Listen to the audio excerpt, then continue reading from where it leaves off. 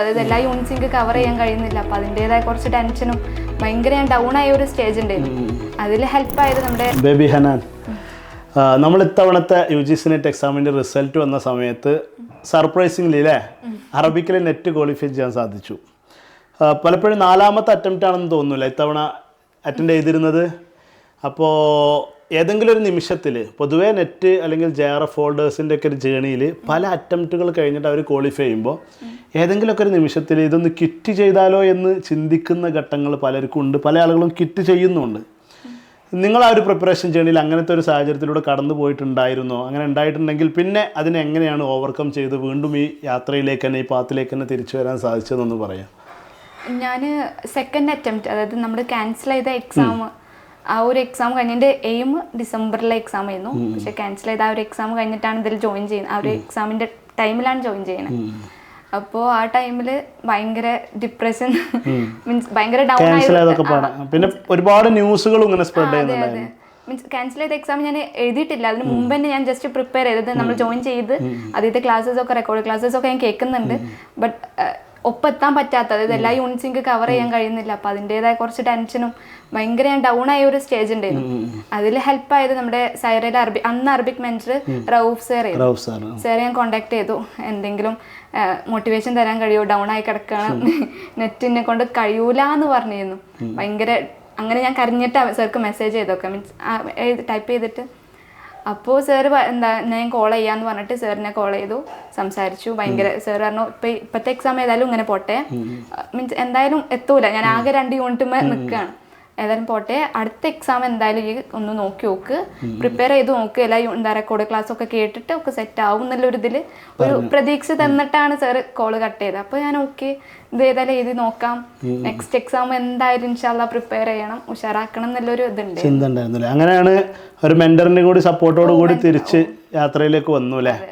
സത്യം പറഞ്ഞു കഴിഞ്ഞാൽ നമ്മൾ ഈ ഒരു കോമ്പറ്റേറ്റീവ് എക്സാമുകളുടെ ഒരു പ്രധാനപ്പെട്ട ഒരു അതിൻ്റെ ഒരു വലിയൊരു ഘട്ടം എന്ന് പറയുന്നത്, നമ്മൾ കിറ്റ് ചെയ്യണമെന്ന് തോന്നുന്ന ഒരു ഘട്ടം പലപ്പോഴും പലർക്കും ഉണ്ടാവും. ആ ഘട്ടത്തിൽ നിന്ന് നമ്മൾ തിരിച്ചു വരാൻ ഞാനൊന്നും കൂടി നോക്കാം, ലെറ്റ്സ് ഹാവ് എ ട്രൈ എന്ന് പറയുന്ന ഒരു സാധനത്തിലേക്ക് നമ്മൾ വരിക എന്ന് പറയുന്നത് വളരെ ഇമ്പോർട്ടൻ്റ് ആണ്. അങ്ങനെ ഒരു തിരിച്ചുവരവാണ് പലപ്പോഴും നമുക്ക് റിസൾട്ട് നേടിത്തരാനും കൂടി നമ്മളെ സഹായിക്കുക. അപ്പോൾ അന്നിപ്പോൾ 2ാമത്തെ എക്സാമിന് ശേഷം കിറ്റ് ചെയ്ത് പോയിട്ടുണ്ടായിരുന്നെങ്കിൽ ഇന്ന് ഇങ്ങനൊരു നെറ്റ് ക്വാളിഫൈ ചെയ്യാനോ നമ്മളിവിടെ വരാനോ സംസാരിക്കാനൊന്നും എന്തുണ്ടാവില്ല, അവസരം ഉണ്ടാവില്ല. അതാണ് നമ്മളൊരു തീരുമാനം വളരെ പ്രധാനം. അതിന് ഞാൻ അപ്രീഷിയേറ്റ് ചെയ്യാണ്.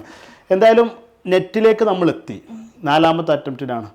എന്ത് കാര്യം അല്ലെങ്കിൽ എന്ത് ഫാക്ടർ കൊണ്ടായിരിക്കും ഇത്തവണ നെറ്റ് ക്വാളിഫൈ ചെയ്യാനുള്ള ഒരു ഹെൽപ്ഫുൾ ആയിട്ടുള്ള ഫാക്ടർ ഇന്നതാണ് എന്ന് ഒന്ന് ആലോചിച്ചിട്ടുണ്ടോ? അല്ലെങ്കിൽ അങ്ങനെ ഒന്ന് പറയാൻ കഴിയുമോ? നമുക്ക് സൈറയിൽ തന്നെ നമ്മൾ ഞാൻ അറബിക് എക്സാമാണ് എഴുതിയിട്ടുള്ളത്. അപ്പോൾ അതിൽ തന്നെ നമ്മളൊരു ഡിസ്കഷൻ ഗ്രൂപ്പ് ഉണ്ടായിരുന്നു നമ്മളതിൽ. അപ്പോൾ നമ്മൾ ഓരോ ടൈം വെച്ചിട്ട് സ്റ്റുഡൻസ് വരും, മീൻസ് പറ്റുന്ന ടൈമിൽ ഒരു ഗൂഗിൾ മീറ്റ് ലിങ്ക് അയച്ചു തരും, നമ്മളതിൽ ജോയിൻ ആവും. പറ്റുന്ന ടൈം ആണെങ്കിൽ ജോയിൻ ആവും, അല്ലെങ്കിൽ ഇല്ല, അങ്ങനെ ജോയിൻ ആവും. മീൻസ് നമ്മൾ ഓരോ ഭാഗങ്ങൾ ഇങ്ങനെ റീഡ് ചെയ്യും, ജസ്റ്റ് ഒരു PDF ഷെയർ ചെയ്തിട്ട് നമ്മളിങ്ങനെ റീഡ് ചെയ്യും, അതിലത്തെ വന്ന പ്രീവിയസ് ക്വസ്റ്റ്യൻസ് ഡിസ്കസ് ചെയ്യും. അങ്ങനെ കുറേ കാര്യങ്ങൾ ഉണ്ടായിട്ടുണ്ട്. അപ്പോൾ അതേപോലെ പേപ്പർ 1ന്റെ കേസിലാണെങ്കിലും ഇതേ സംഭവം നമ്മൾ റിപ്പീറ്റ് ചെയ്തിട്ടുണ്ടായിരുന്നു. പ്രീവിയസ് ക്വസ്റ്റ്യൻസ് ഒന്നും കാര്യമായിട്ട് ഡിസ്കസ് ചെയ്തിട്ടില്ല. പിന്നെ പറയുകയാണെങ്കിൽ ആക്റ്റീവ് സർക്കിൾ, സാരേ തന്നെ ആക്റ്റീവ് സർക്കിൾ ഭയങ്കര ജനറൽ പേപ്പറിന്റെ ഭയങ്കര ഹെൽപ്ഫുൾ ആയിരുന്നു. എനിക്ക് ഫുള്ളായിട്ട് കവർ ചെയ്യാൻ പറ്റിയില്ല, ഭയങ്കര ഒരു സങ്കടം ഉണ്ട്. എന്നാലും എല്ലാവരും പറയുന്ന ഒരു സംഭവമാണ് ഈ ആക്റ്റീവ് സർക്കിളിനെ കുറിച്ച്. അത് നമ്മൾ പ്രീവിയസ് ഇയർ ക്വസ്റ്റ്യൻസിന് ഭയങ്കര ഇമ്പോർട്ടൻസ് കൊടുക്കുന്നത്. നമ്മുടെ ഇത്തവണത്തെ റിസൾട്ടിൻ്റെ ഒരു പ്രധാനപ്പെട്ട കാരണം അതാണെന്നാണ് നമ്മളെല്ലാവരും മനസ്സിലാക്കുന്നത്.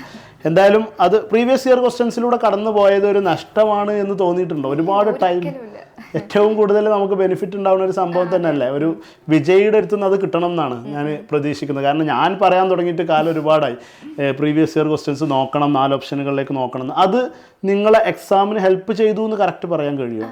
തീർച്ചയായിട്ടും അങ്ങനെ തന്നെയാണ് പറയുന്നത്. ഞാൻ പറഞ്ഞില്ല, ആക്റ്റീവ് സർക്കിൾ അത് ഭയങ്കരമായിട്ട് ഹെൽപ്ഫുൾ ആയിരുന്നു. ഞാൻ പറഞ്ഞില്ല, ഫുള്ളായിട്ട് എനിക്ക് കവർ ചെയ്യാൻ പറ്റിയില്ല, വേറെ കുറച്ച് തിരക്കുകളും ഇതൊക്കെ പെട്ടുപോയതുകൊണ്ട് കുറച്ച് കവർ ചെയ്തിട്ടുള്ളൂ.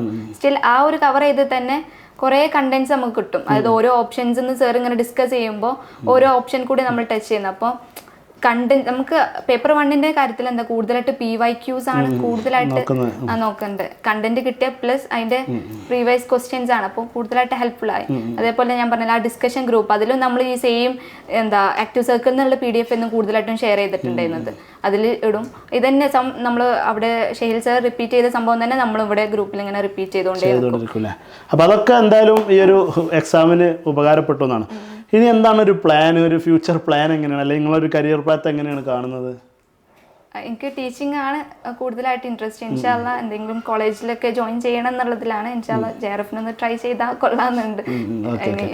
B.Ed ചെയ്തുകൊണ്ടിരിക്കുകയാണ് ഇപ്പോൾ അല്ലെ? B.Ed ജോയിൻ ചെയ്യാൻ ശ്രമിച്ചുകൊണ്ടിരിക്കുകയാണ്. B.Ed ഞാൻ അപ്ലൈ ചെയ്തിട്ടുണ്ട്. അപ്പോൾ നിങ്ങളെ ഫാമിലിയിൽ നിന്ന് തന്നെ ആദ്യത്തെ ഒരു PG ഹോൾഡർ ആണെന്ന് ഞാൻ മനസ്സിലാക്കണം അല്ലേ? അങ്ങനെ തന്നെയാണ് എന്നോട് ഓൾറെഡി ഷെയർ ചെയ്തല്ലോ. അതൊരു പ്രൗഡ് മൊമെന്റ് അല്ലേ സത്യത്തിൽ? കാരണം നമ്മളിങ്ങനെ ഒരു കുടുംബത്തിൽ മാറ്റങ്ങൾ കൊണ്ടുവരുന്ന ഒരു തലമുറയിൽ ഒരാളാവുക എന്ന് പറയുന്നത് അല്ലേ, ആ ഒരു ഫീല്.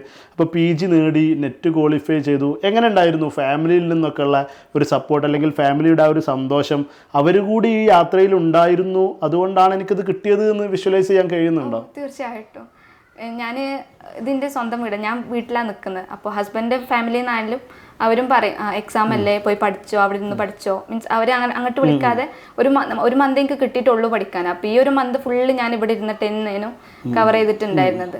പിന്നെ ഹസ്ബൻഡ് ഭയങ്കര സപ്പോർട്ടാണ്. പിന്നെ ഇവിടുത്തെ ഞാൻ പറയണ്ടല്ലോ, നമ്മൾ പാരൻസ് ഭയങ്കര ചിലപ്പോൾ വീട്ടിൽ ജോലിയൊന്നും എടുക്കാൻ അങ്ങനെ ഇതാക്കില്ല, പോയി പഠിച്ച ആ ടൈം കൂടി വേസ്റ്റ് ചെയ്യണ്ട പറഞ്ഞിട്ട് അത്രക്ക് ആ ഒരു മന്ത്. അതൊരു പ്രധാനപ്പെട്ട കാര്യം. ഒരു തലമുറയെ അല്ലെങ്കിൽ നമ്മളുടെ താഴെയുള്ള ആളുകൾ അല്ലെങ്കിൽ നമ്മളുടെ തലമുറയെ പ്രചോദിപ്പിക്കാൻ കഴിയുക എന്നുള്ളൊരു പ്രധാനമാണ്.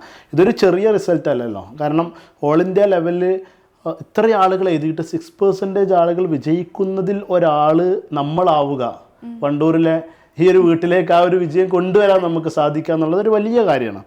അപ്പോൾ എന്തായാലും ഈ ഒരു വലിയ സന്തോഷത്തിൽ നിങ്ങളുടെ കൂടെ കൂടാനും ചേരാനും ഒക്കെ വേണ്ടിയിട്ടാണ് സൈറയുടെ ടീമിനോടൊപ്പം ഞാൻ വന്നത്. JRF നിങ്ങൾക്ക് ഒരു പക്ഷേ നിങ്ങളുടെ അക്കാഡമിക് ജേർണിയിൽ നിങ്ങളൊരു റിസർച്ചിനെ കുറിച്ച് ആഗ്രഹിക്കുന്നുണ്ടെങ്കിൽ ഇല്ലെങ്കിൽ പോലും JRFന് ട്രൈ ചെയ്യൽ ഒരു വളരെ പ്രധാനപ്പെട്ട, പ്രത്യേകിച്ചൊരു നമ്മളൊരു സബ്ജക്റ്റിൽ PG ക്വാളിഫൈ ചെയ്ത് കഴിഞ്ഞാൽ ആ സബ്ജക്റ്റിൻ്റെ പിന്നെ ഒരു സ്കോളാസ്റ്റിക് ജേർണി അല്ലെങ്കിൽ ഒരു അക്കാഡമിയയിലേക്കുള്ള നമ്മളുടെ ഒരു ഓപ്പണിംഗ് എന്ന് പറയുന്നത് നെറ്റും JRF ഒക്കെ ക്വാളിഫൈ ചെയ്യുന്നതാണ്. അതുകൊണ്ട് തന്നെ അതിനും കൂടിയുള്ള ശ്രമം നിങ്ങളുടെ ഭാഗത്ത് നിന്ന് ഉണ്ടാവണം. തീർച്ചയായിട്ടും ഈ ഡിസംബറിൽ തന്നെ നമുക്കതിന് സാധിക്കട്ടെ. നമ്മൾ ശ്രമിച്ചാൽ സാധിക്കാതിരിക്കുന്നില്ല. എന്തായാലും വളരെ സന്തോഷം. സൈറയുടെ എല്ലാവിധ കൺഗ്രാജുലേഷൻസും അതോടൊപ്പം ഈ യാത്രയിൽ സൈറയെ ചൂസ് ചെയ്തതിനുള്ള നന്ദിയും കൂടി തീർച്ചയായിട്ടും പറയുകയാണ്.